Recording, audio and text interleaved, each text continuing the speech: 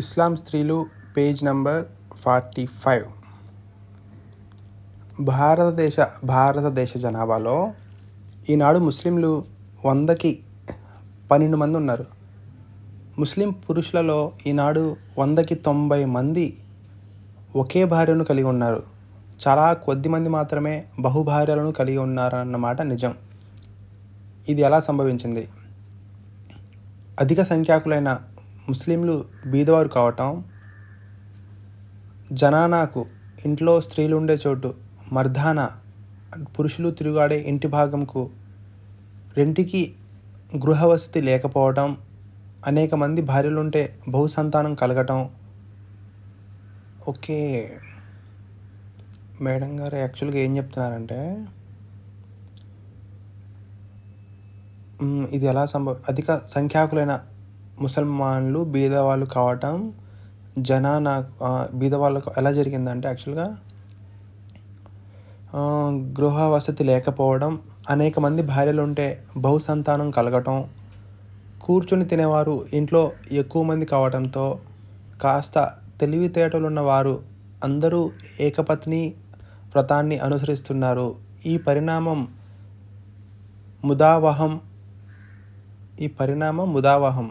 ముదావహం అంటే మీనింగ్ నాకు తెలిసి సరే కాగా ఒంటెత్తు పోకడగా భారత ముస్లింలు బహుభార్యత్వ సిద్ధాంతాన్ని ప్రయత్నించడం కొరివితో తలగొక్కోవడం అవుతోంది. కొరివితో తలగొక్కోవడం అంటే ముస్లింలు ఈ బహుభార్యత్వ సిద్ధాంతాన్ని పాటించడం అనేది కొరివితో తలగొక్కోవడం లాంటిది అన్నమాట. సోదర రాజ్యాలైన పాకిస్తాన్, ఈజిప్టు, ట్యూనీషియా, ఇండోనేషియా పురోగమిస్తుంటే భారత ముస్లింలు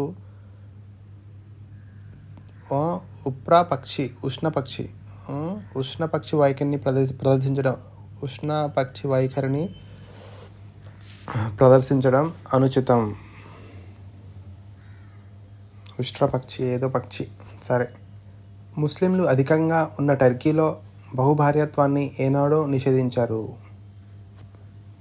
టర్కీలో పౌరులందరికీ ఒకే ఒక వ్యవహారిత సంహిత ఉన్నది, కామన్ సివిల్ కోడ్.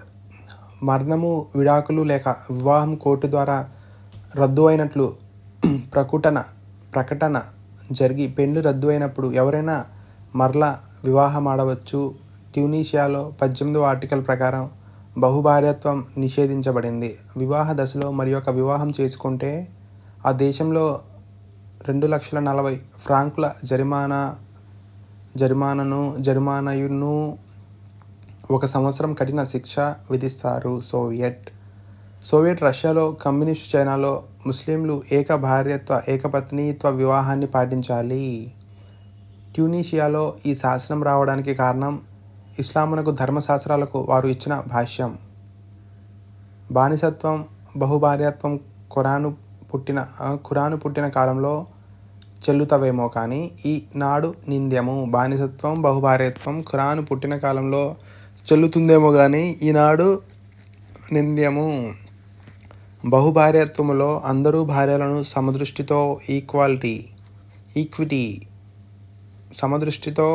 ఈక్వల్గా చూడడం కష్టమని ప్రవక్తయే సెలవిచ్చుచున్నాడు. అట్టి చర్య సమదృష్టితో చూడడం ఒక ప్రవక్తకే చెల్లుతుంది, ఇతరులకు అది వర్తించదు. ఈ రెండవ దృక్పథం వల్ల ఒక పరిణామం సంభవించింది. ఇరాన్, ఇరాక్, సింగపూర్, సిరియాలలో భర్త పునర్వివాహం చేసుకోవాలంటే కోర్టుల అనుమతి కావాలని నిబంధనలు పుట్టాయి. పాకిస్తాన్, శ్రీలంక, ఇండోనేషియాలలో అనుమతి ఇచ్చే అధికారం మామూలు న్యాయస్థానాలకు గాక ఇతర సంస్థలకు ఇచ్చారు. ఉదాహరణకు పాకిస్తాన్లో 1861లో పుట్టిన ముస్లిం కుటుంబ ఆర్డినెన్స్ ప్రకారం మధ్యవర్తి సమితి అనుమతి లభించాలి. అలాంటి వివాహం అవసరమని, న్యాయమని ఆ సమితికి తోస్తే అనుమతి లభిస్తుంది. అనుమతి లేకుండా మరో పెళ్లి చేసుకుంటే 1 సంవత్సరం జైలు శిక్ష, 5,000 రూపాయల జరిమానా లేక రెండును. ఇలా చుట్టూ ఉన్న దేశాలు మారుతూ ఉంటే భారత ముస్లిం మాత్రం మార్పును ససేమిరా అంటూ వ్యతిరేకిస్తున్నారు. బహుభార్యత్వం భారత ముస్లింలలో వ్యాప్తిలో ఉండడానికి కారణాలు 4. చాలా సందర్భాలలో భర్తలు భార్యలను వదిలివేసి వారికి తెలియకుండా మరొక స్త్రీని వివాహమాడటం, కుటుంబంలో కాపురం చేయడం దుస్సాహమైనప్పుడు భార్య భర్తను వదిలి వెళ్తుంది. ఆమెకు విడాకులు ఇస్తే మహరు చెల్లించవలసి వస్తుందని అతడు ఆమెకు విడాకులు ఇవ్వడు. మరి ఒక స్త్రీని భార్యగా స్వీకరిస్తాడు. కుటుంబంలో కాపురం చేయడం దుస్సహనమైనప్పుడు కుటుంబంలో కాపురం చేయడం భార్య కష్టమైనప్పుడు భార్య భర్తను వదిలి వెళ్తుంది. ఆమెకు విడాకులు ఇస్తే మహరు చెల్లించవలసి వస్తుందని అతడు ఆమెకు విడాకులు ఇవ్వడు, కానీ మరొక స్త్రీని భార్యగా స్వీకరిస్తాడు. ఆర్థికంగా భర్తలపై భార్యలు ఆధారపడి ఉంటున్నారు కనుక అతని ద్వితీయ వివాహానికి ఆమె సమ్మతించడం. ఇతర మతాలలో బహుభార్యత్వం అనే వెసులుబాటు లేనందువల్ల పురుషులు ఇతర మతాల నుండి మారి ఇస్లాంను స్వీకరించి ఒకరికన్నా ఎక్కువ మంది భార్యలను పెళ్లాడము. Towards equality report of the committee on status of women in India 1974 వివక్ష. ఇస్లాంకు చెందిన పురుషుడు కితాబియా స్త్రీని సాహి వివాహం చేసుకోవచ్చును. కితాబియా అంటే బైబిల్ పాత నిబంధనలో విశ్వాసమున్న యూదులు, క్రైస్తవులు. అలాగే ముసల్మాన్ పురుషుడు తాత్కాలికమైన ఒక గడువు మేరకు అగ్నిని ఆరాధించే మతానికి చెందిన స్త్రీని కూడా మిగతా వివాహ పద్ధతిని పెళ్లాడవచ్చును. కానీ ముస్లిం స్త్రీ ఇస్లామేతర పురుషుని వివాహమాడరాదు. ఇది ద్వంద్వ నీతికి నిదర్శనం. పురుషుడు మాత్రం డిఫరెంట్ రిలీజన్స్లో ఉన్న పర్సన్స్ని పెళ్లి చేసుకోవచ్చు, కానీ ఒక స్త్రీ మాత్రం వేరే రిలీజన్లో ఉన్న పర్సన్ అసలు పెళ్లి చేసుకోకూడదంట. ముస్లిం స్త్రీ. పురుషుడు ఏకకాలంలో 4 భార్యలను కలిగి ఉండవచ్చు. స్త్రీ మాత్రం ఏక భర్త పద్ధతిని అవలంబించవలను. అది పురుషాధిపత్యానికి ఉదాహరణ. ఇక్కడ పురుషుడు ఏకకాలంలో 4 భార్యలను కలిగి ఉండొచ్చు, కానీ స్త్రీ మాత్రం ఓన్లీ ఒక హస్బెండ్ని మాత్రమే కలిగి ఉండాలి. పెళ్లికి 2 పురుషులు కానీ ఒక పురుషుడు మరియు 2 స్త్రీలు సాక్షులుగా ఉండవలెను. అంటే 2 స్త్రీలు ఒక పురుషునితో సమానం అన్నమాట. పెళ్లికి 2 పురుషులు కానీ ఒక పురుషుడు మరియు 2 స్త్రీలు సాక్షులుగా ఉండవలను. అంటే అలైదా ఒప్పందం అంటే తప్ప భార్య భర్త ఇంట్లో నివసించాలి. అలైదా ఒప్పందం ఉంటే తప్ప భార్య భర్త ఇంట్లో నివసించాలి. ఆమె రాకపోకలపై అతడు ఆంక్ష పెట్టవచ్చు. అతని రాకపోకలపై ఆమె ఆంక్షలు విధించే ప్రసక్తి లేదు. భర్త భార్యను దండించవచ్చు. భార్య తప్పు చేసి భర్తను దండించే అవకాశం లేనేలేదు. భర్త భార్యను దండించవచ్చు, కానీ తప్పు చేసిన భర్తను దండించే అధికారం భార్యకు అసలు లేదు. ఖురాన్ చదివితే పురుషులను ఎక్కువగా ఉద్దేశించి చెప్పినట్లు తోస్తుంది. ఇది నాకు ఇందాకే ఇలా ఏం చెప్పేశాను నేను. మత విషయంలో సమానత్వం ప్రతిపాదించినట్లు కనబడిన ఖురాన్లో వర్ణించబడిన స్వర్గం నిజమే కదా.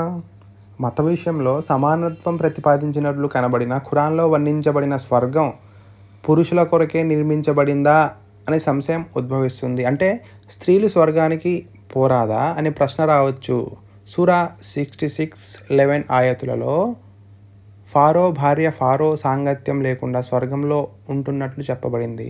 అయితే ముఖ్యంగా స్వర్గంలో ఉండేవి ఏమిటి అంటే ఉద్యానవనాలు, సొనలు, సిల్కు దుస్తులు, విశాలాక్షులు, సౌందర్యవంతులైన స్త్రీలు వివాహమాడటానికి చావులేని స్థితి. 44:52. మరో చోట ఖురాన్లో ఇలా చెప్పడం జరిగింది. తోటలు, ఆరోగ్యంగా తినడం, త్రాగడం, ఫలాలు, వివిధ మాంసములు, సోఫాలలో ఆసీనులు కావడం, విశాలాక్షులు, సుందర నేత్రులు, ఆయన అందాల భరిణెలైన స్త్రీలతో వివాహం. ఆయన అందాల భరిణెలైన స్త్రీలతో వివాహం. సూరా 52:17 నుండి 20 వరకు ఆయతులు. అల్లా వద్ద ఉద్యానవనాలు, కాలువలు, శాశ్వత జీవితం, పవిత్ర భార్యల సాంగత్యం ఉంటాయట. 14-11 సూరా 55:46-78లో మరో సందర్భంలో స్వర్గాన్ని వర్ణించడం జరిగింది. అంతా మామూలు కదే. తోటలు, నీటిని వెదజల్లే కుళాయిలు, ఫలవృక్షాలు, సోఫాలు, సిల్కు వసనాలు, పురుషుల చేత దేవతల చేత తాకబడని సుందరాంగుల వగైరా ఉంటాయట. పురుషుల చేత దేవతల చేత తాకబడని సుందరాంగులు వగైరా ఉంటాయట. స్త్రీల చేత తాకబడని పురుషులు ఆ? పురుషుల చేత దేవతల చేత తాకబడని సుందరాంగులు వగైరా ఉంటాయట. స్త్రీల చేత తాకబడని పురుషులు, అందము చేత బాసిల్లే పురుషులు, వీరిని గురించి ఖురాన్ చెప్పదు. మరి పాపం స్వర్గానికి పోయిన స్త్రీల సంగతి ఏమిటి? స్త్రీల గతేమిటి? వారికి తోడక్కర్లేదా? వారు వివాహం ఆడడానికి సుందరకారులైన పురుషులు అవసరం లేదా స్వర్గంలో? ముఖ్యంగా ప్రముఖంగా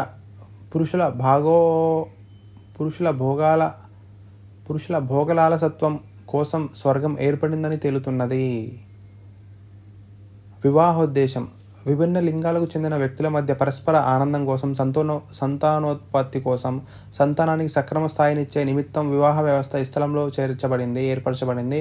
వ్యభిచారం లాంటి దుర్మార్గుల నుండి మనస్సును మళ్లించుకునే నిమిత్తం, ఉద్వేగాలను అదుపులోకి పెట్టుకోవడానికి నిర్మించబడిన వ్యవస్థ అది. కనుక ప్రతి వ్యక్తికి వివాహం విధిగా భావించాలి. అంతేకాక పరస్పర సుఖ సంతోషాల కోసం ఉద్దేశించబడింది కనుక వివాహానికి వయస్సు అడ్డురాదు.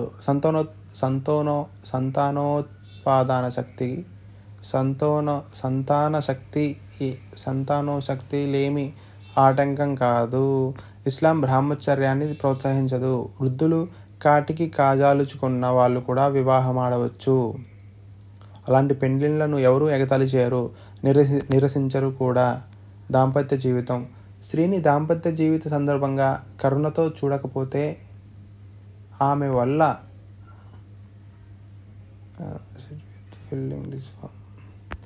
దాంపత్య జీవితం సందర్భంలో కరుణతో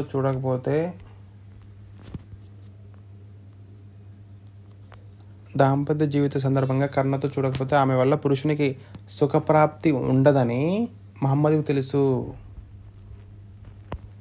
అందుకే గౌరవప్రదంగా సంసారం చేయమని అన్-నిసా సూరాలో 4:19-21 చెప్పాడు.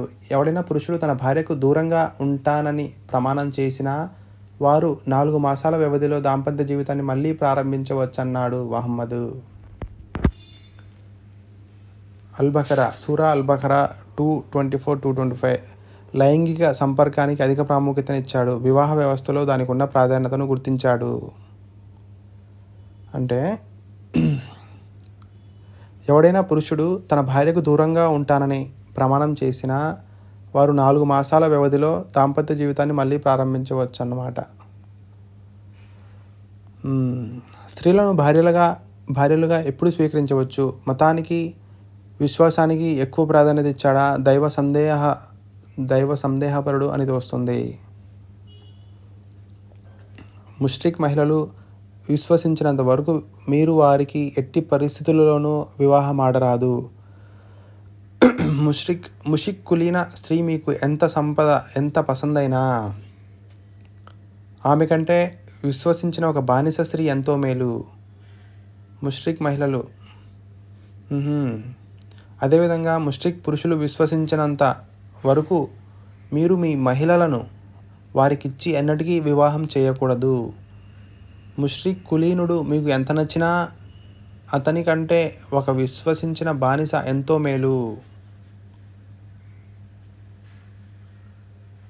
ఓకే. అల్-బఖరా 2:21 విగ్రహారాధకుల నుండి పారిపోయి వచ్చిన స్త్రీలను పరీక్షించండి.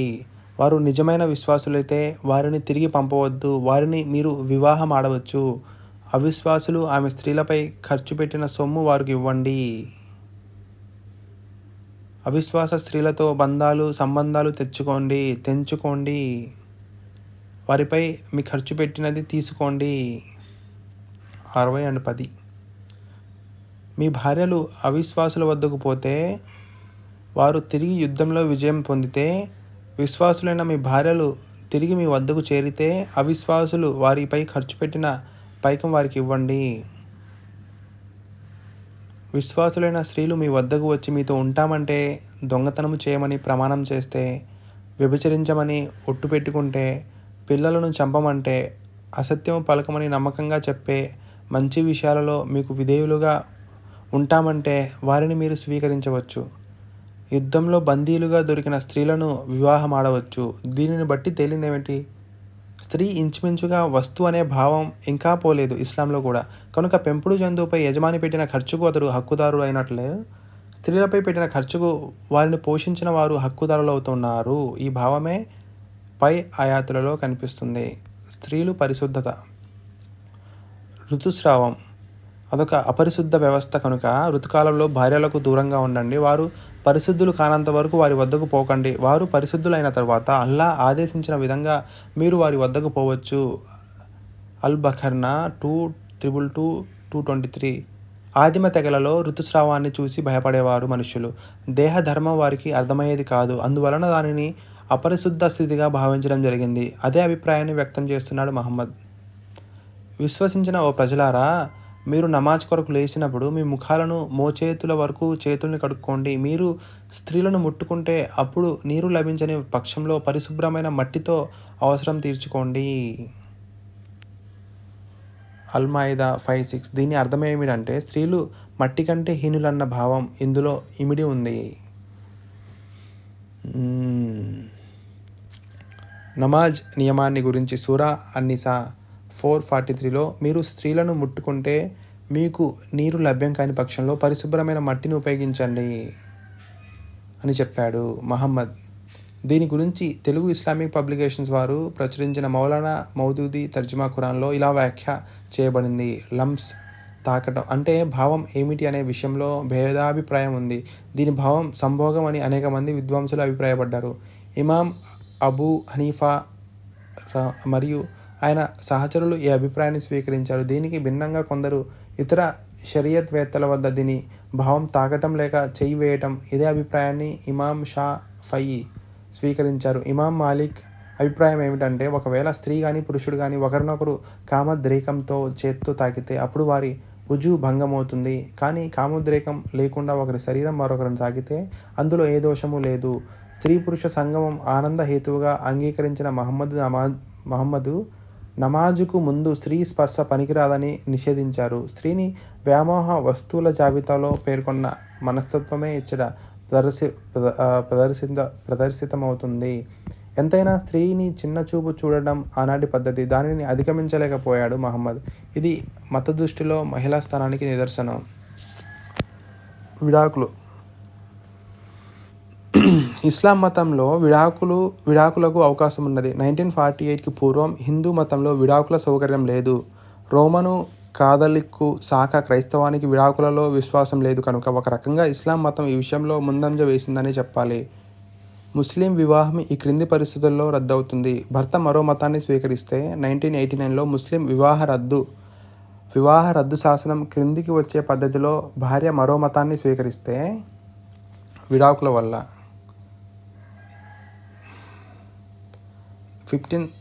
15 సంవత్సరాల లోపల స్త్రీకి వివాహం చేయబడితే 18 సంవత్సరాలు ఈలోగా భర్తతో దాంపత్య జీవితం గడపని పరిస్థితిలో ఈ వివాహం తనకు అక్కర్లేదని ఆమె తృణీకరిస్తే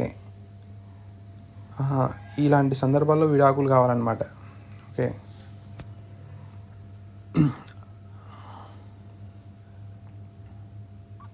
నెక్స్ట్, ఆ వివాహం నిషిద్ధమైనప్పుడు వారి వివాహం రద్దు అవుతుంది.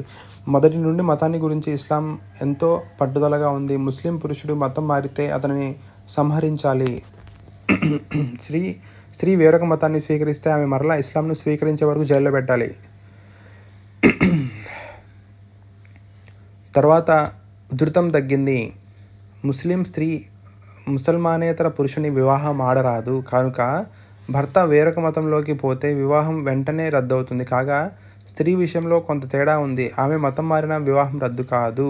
ఆమె రద్దును కోరవచ్చు. అప్పుడు కోర్టు ఆ వివాహాన్ని రద్దు చేసింది. విడాకులు ఈ దిగువ నమోదు అయిన 7 రకాలుగా ఉంటాయి. తలాఖ్ భర్త వివాహాన్ని రద్దు చేయడం వల్ల.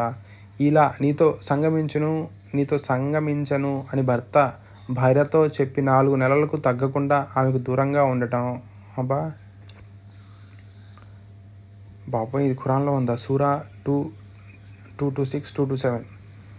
జిహార్ భర్త భార్యను నీవుగా నా తల్లివి లేక చెల్లివి అనటం అంటే ఎవరినైతే అతడు వివాహం ఆడరాదో వారితో ఆమెను పోల్చడం. లియాన్ భర్త భార్యను వ్యభిచారిణిగా నిందించుట, అప్పుడు ఆమె విడాకులు కోరవచ్చు. ఖులా వివాహ బంధం నుండి విడిపడటానికి భర్త భార్యకు ప్రతిఫలం చెల్లించి అతనిని సమ్మతి పొందితే. ముబారత్ భార్యాభర్తల సమ్మతిపై విడాకులు. ఫక్ష్ కోర్టు ద్వారా విడాకులు. 1939 శాసనం ద్వారా లభించేవి ఇవే. ముస్లిం పురుషుడు తనకు గానీ లేక ఏజెంటు ద్వారా గానీ భార్యకు విడాకులు ఇవ్వవచ్చు. ఏదో ఒక సంఘటన జరిగినప్పుడు విడాకులు ఇవ్వటానికి ఏజెంటుకు అధికారం ఇవ్వవచ్చును. పెండ్లి అప్పుడు కానీ తర్వాత కానీ చేసుకున్న ఒప్పందం ప్రకారం పెళ్ళప్పుడు కానీ తర్వాత కానీ చేసుకున్న ఒప్పందం ప్రకారం తలాక్ ఇచ్చే తన అధికారాన్ని తన భార్యకు దత్తం చేయవచ్చు. దానిని భార్య వినియోగించుకోవచ్చు. ఈ అధికారాన్ని తలాక్ తఫ్వీజ్ అంటారు. ఇప్పుడు కొందరు స్త్రీలు ఈ హక్కును ప్రసాదించే షరతును నిఖా అగ్రిమెంట్లో రాయిస్తున్నారు. తలాక్ నోటీసు మాటతో కానీ రాతపూర్వకంగా కానీ ఉండవచ్చు. తలాక్ అనేక రకాలుగా ఇవ్వవచ్చు. ఒకసారి తలాక్ ఇచ్చి ఇద్దత్ గడువు కాలంలో ఆమెకు లైంగికంగా దూరంగా ఉండటం. ఆమె బహిష్టు అయ్యే స్త్రీ అయితే తలాక్ ఇచ్చిన ఆమె తుహుర్, ఆమెతో అతడు సంపర్కం లేని వాడై ఉండాలి. దీనిని తలాక్ అపహన్ అంటారు. తుహుర్ అంటే బహిష్టుకు మధ్య ఉండే గడువు. భార్యాభర్తలు అసలు దాంపత్య జీవితం ప్రారంభించకపోతే ఆమె తుహుర్లో ఒకసారే తలాక్ అనడం వల్ల భార్యాభర్తల దాంపత్య జీవితం ప్రారంభించిన వారై ఉంటే, బహిష్టు అయ్యే భార్య అయితే వరుసగా 3 తుహర్లలో తలాక్ను ఒకసారిగా మొత్తం 3 సార్లు ప్రకటించితే, ముట్లుడిగిన స్త్రీ అయితే 30 రోజుల వ్యవధిలో 3 సార్లు తలాక్ ప్రకటించి ఆమెతో లైంగిక సంపర్కం లేకుండుట.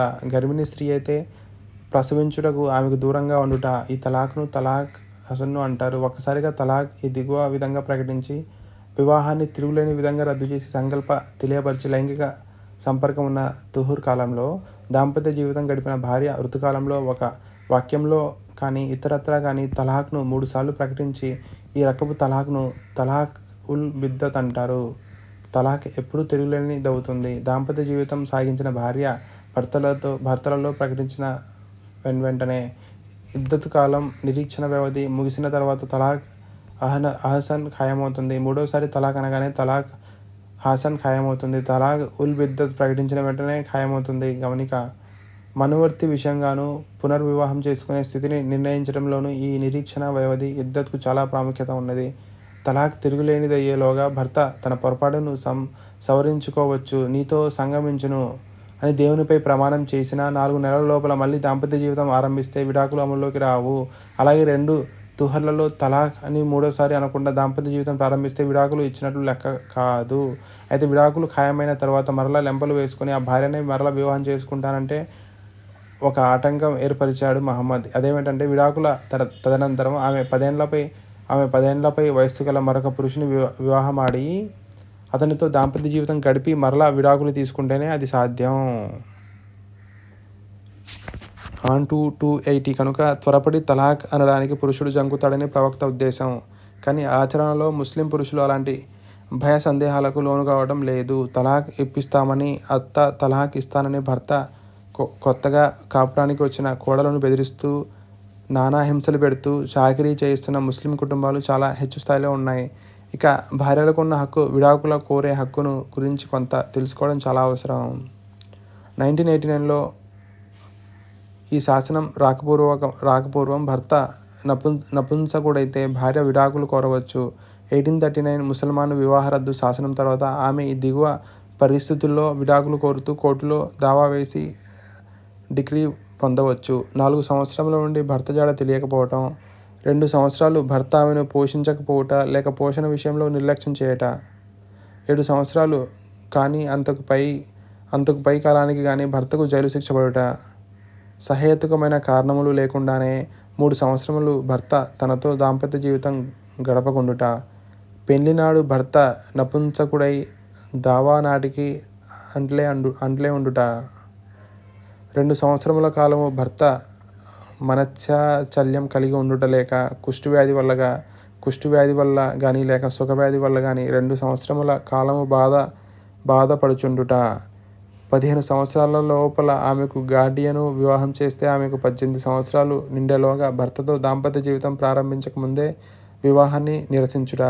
భర్త ఆమెను క్రూరంగా హింసించినప్పుడు ముస్లింల ముస్లిం లా గుర్తించిన ఇతర పరిస్థితుల్లో, అనగా భార్యపై భర్త వ్యభిచార ఆరోపణ చేసినప్పుడు, ఖులా, ముబారత్, తలాక్, ఈ తఫ్వీజ్ లకు ఒప్పందం ప్రకారం ఏర్పాటు ఉన్నప్పుడు. భార్యను క్రూరంగా హింసించడం అంటే ఆమెను శారీరకంగా హింసించడం. శారీరకంగా హింస లేకపోయినా భర్త తన దుర్మార్గమైన నడత వల్ల ఆమె జీవితాన్ని భూయిష్టం చేయడం. చెడ్డ పేరు కల స్త్రీలతో సహవాసం లేక అపకీర్తి పాలయ్యే జీవితం గడపడం. ఆమె ఆస్తిని విక్రయాదులు చేయడం లేక దానిపై ఆమెకు తనకున్న లా ప్రకారం ఉన్న హక్కులను అనుభవించనీయకపోవడం.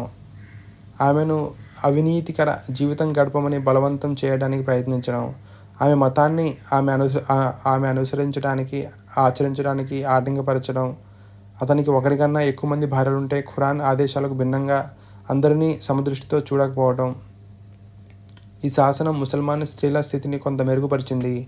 ప్రఖ్యాత ముసల్మాన్ న్యాయశాస్త్రవేత్త అమీర్ అలీ అభిప్రాయాలకు అనుగుణంగా ఈ శాసనం రూపొందించబడింది.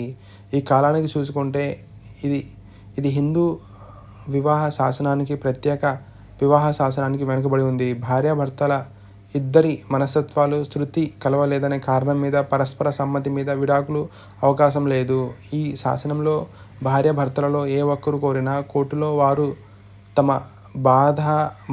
బాధామయగాథ వినిపించనవసరం లేకుండానే వారికి విడాకులు ఇవ్వవలసిన ఈ 20వ శతాబ్దంలో ముస్లిం భర్తకు ఏకపక్షంగా తలాక్ విషయంలో సర్వ హక్కులిచ్చి భార్యను కోర్టుల పాలు చేయడం ఏమి న్యాయం? ఈ విషయంలో అరేబియా దేశపు ఆనాటి ఆచారాలను కాదనలేకపోయాడు మహమ్మద్. కాకపోతే స్త్రీలను దయతో చూడమన్నాడు. విడాకులు ఇవ్వబడిన స్త్రీని సాగనంపేటప్పుడు మీరు వారికి పూర్వం ఇచ్చిన వాటి నుండి దేన్నైనా వాపసు తీసుకోవడం ధర్మం సమ్మతం కాదు. మీరు మీ స్త్రీలకు విడాకులు ఇచ్చినప్పుడు వారి కొరకు నిర్ణయించబడిన గడువు దగ్గర పడగానే వారిని సహృదయంతో మీ వద్ద ఉంచుకోవాలి లేదా మంచితనంతో సాగనంపాలి. కేవలం పీడించే ఉద్దేశంతో వారిని మీతో ఉంచుకోవడం అన్యాయం. భార్యల హక్కులు లిఖితంగా బాగానే ఉన్నా ఆచరణలో అవి నెరవేరడం అవ్వడం లేదు. విడాకుల ఫలితం: ఇద్దరు పునర్వివాహానికి అర్హులు. వివాహంలో దాంపత్య జీవితం ప్రారంభించబడకపోతే విడాకులు అయిన వెంటనే దాంపత్య జీవితం సాగించి ఉంటే నిరీక్షణ వ్యవధి ముగిసిన తర్వాత పురుషుడు మరొక స్త్రీని భార్య మరి ఒక పురుషుని వివాహమాడవచ్చు. ఇంతకు క్రితం ఉటంకించబడిన ఆంక్షకు లోనైన వారు మరలా ఒకరినొకరు వివాహం చేసుకోవచ్చు. మహర్ వెంటనే చెల్లించవలసి ఉంటుంది.